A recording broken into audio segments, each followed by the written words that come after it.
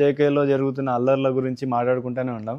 అయితే అంటే చాలా రోజుల నుంచి అక్కడ ఉండే స్థానిక జనాలు ఎవరైతే ఉన్నారో వాళ్ళను పాక్ ఆర్మీ చంపుతూ వస్తుంది. అండ్ ఈరోజు కూడా అక్కడ ఆల్మోస్ట్ 16 మందిని చంపిందనేసి ఒక న్యూస్ కనిపిస్తుంది ఇక్కడ.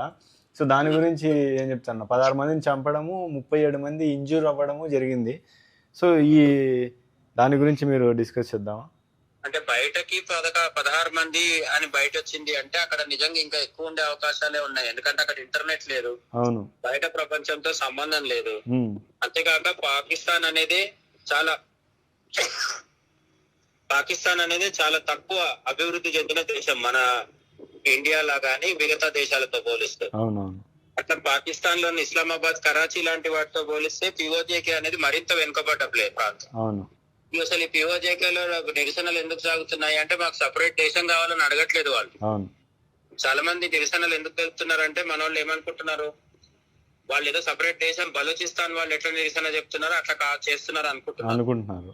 కాదు, వాళ్ళు అడిగేది ఏంటంటే మాకు పిండి కావాలి, మాకు విద్యుత్ కావాలి, తక్కువ ధరకు. అంటే తక్కువ యాక్చువల్ గా ఏంటంటే పిఓజేకేలో చాలా నదులు ఉంటాయి. ఈ నదుల్లోంచి కరెంట్ ఉత్పత్తి చేసుకొని ప్రధానమైన పాకిస్తాన్ ఇస్లామాబాద్, కరాచీ, ఏమంటారు ఇటువంటి ప్రాంతాలు ఏవైతున్నాయో అక్కడ కరెంట్ వాడుకుంటారు. కానీ పిఓజేకేలో ఉత్పత్తి అయిన కరెంటు పాకిస్తాన్ లో వాడుకొని పాక్ ఆక్రమిత కాశ్మీర్ లో ఉన్న పౌరులకు మాత్రం విపరీతమైన రేట్ తో కరెంట్ ఇస్తున్నారు.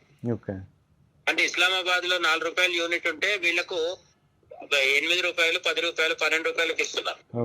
ఎవరిదా విద్యుత్? వాళ్ళదే. ఇప్పుడు నీ ప్రాంతంలో విద్యుత్ ఉత్పత్తి చేసి వేరే దగ్గర వాడుకుంటూ నీకే ఎక్కువ ధరకు అమ్ముతే ఎవరికైనా కడుపు మండిపోతుంది కదా. అయితే దానికి తోడు తినడానికి తిండి లేదు. సరే విద్యుత్ అంటే తర్వాత ముచ్చట, తినడానికి తిండి లేదు.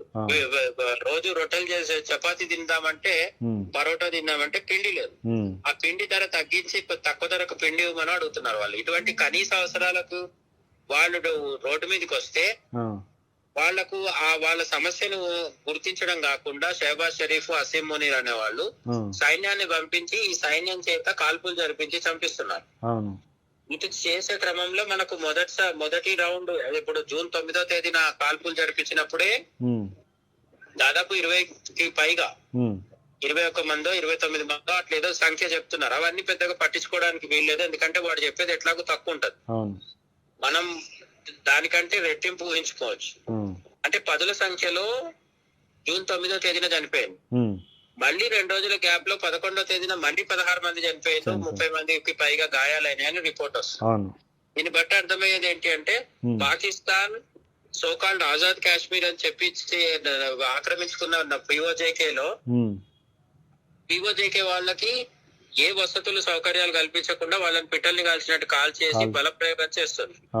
ఇక్కడ ట్విస్ట్ ఏంటంటే పాకిస్తాన్ ఈ విధంగా ప్రవర్తించడం అనేది గత 75 సంవత్సరాలుగా నడుస్తుంది. లాస్ట్ 3 ఏళ్లలో ఇంకా ఎక్కువైంది.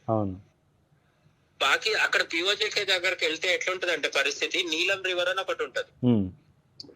దాన్ని మన వాళ్ళు కిషన్ గంగా అంటారు, వాళ్ళు నీలం అని పేరుతో పిలుస్తారు. అయితే ఆ ఒక్క నదికి అటువైపు ఏమో పాక్ ఆక్రమిత కాశ్మీర్, ఇటువైపు ఏమో మన కాశ్మీర్ ఉంటది. ఇది భారతదేశ ఆధీనంలో ఉన్న కాశ్మీర్ లోనేమో పిండి ఉంది, కూరగాయలు ఉన్నాయి, విద్యుత్ ఉంది, అన్ని ఉన్నాయి. దీంతో పాటు పెద్ద పెద్ద బ్రిడ్జిలు, టన్నల్స్, ఇన్ఫ్రాస్ట్రక్చర్ వస్తుంది, రైళ్లు వస్తున్నాయి, విమానాలు వస్తున్నాయి, పెట్టుబడులు వస్తున్నాయి. కానీ ఆ ఒక్క నదికి అటువైపు పోతే అంటే జస్ట్ 1-2 కిలోమీటర్ల తేడాతో అటువైపు ఉన్నోడికి దరిద్రంలో బతుకుతున్నాడు. మరి వాడు రోజు చూస్తుంటాడు కదా భారతదేశంలో చేతిలో ఉన్న కాశ్మీరీలు ఎంత హ్యాపీగా ఉన్నారని. సో ఇక్కడ ఉన్న వాళ్ళకి చూసింది కూడా అక్కడ నిరసన పెళ్ళిగుతున్నాయి అనేది కూడా ఒక టాపిక్ ఉంది. ఇవన్నిటిని తట్టుకోలేక అసీం మునీర్ ఏం చేస్తున్నాడు, పాకిస్తాన్ ఆర్మీ బాస్ సైన్యాన్ని పంపించి ఈ కాల్పులు జరిపించి చంపేసే ప్రయత్నం చేస్తున్నాడు. దీనివల్ల మరింత అరాచకము, మరింత అశాంతి పేర్కొలేదు వస్తుంది తప్ప అది భయపడి ఊరుకుంటారు జనాలు అనుకోవడానికి లేదు. ఇవాళ ఊరుకోవచ్చు, రేపు ఊరుకోవచ్చు, కానీ ఏదో ఒక రోజు ఖచ్చితంగా రోడ్ల మీదకి వస్తారు. అక్కడ ప్రజా తిరుగుబాటు అనేది కంపల్సరీ జరుగుతుంది. అయితే ఇక్కడ ట్విస్ట్ ఏంటంటే మనం మాట్లాడుకోవాల్సింది, మన దేశంలో కొంతమంది ఉంటారు వీళ్ళు గాజాలో ఇజ్రాయెల్ దాడి చేసిన వెంటనే ఇక్కడ రోడ్ల మీదకి వచ్చి నిరసన చెప్తారు. అవును. ఎందుకు అంటే అమాయక ముస్లింలు చచ్చిపోతున్నారు అంటారు. అవును. అట్లనే అమెరికా ఇరాన్ మీద దాడి చేస్తే కూడా మన వాళ్ళు రోడ్డు మీదకి వస్తారు. వాళ్ళు అమాయక ముస్లింలే అంటారు. మరి ఇప్పుడు పిఓజేకేలో ఉన్న వాళ్ళు ముస్లింలు కాదా? ఇది అడగాల్సిన ప్రశ్న.